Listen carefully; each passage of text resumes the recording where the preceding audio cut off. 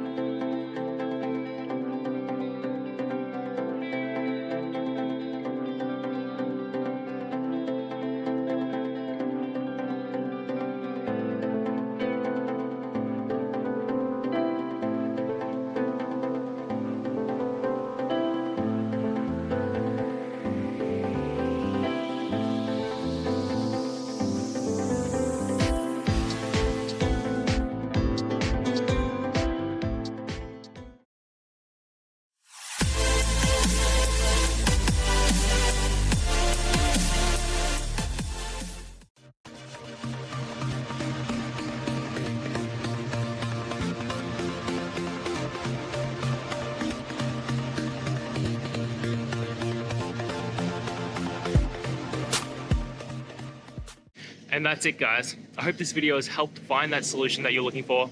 And if it did, please hit the subscribe button. I'd really appreciate it.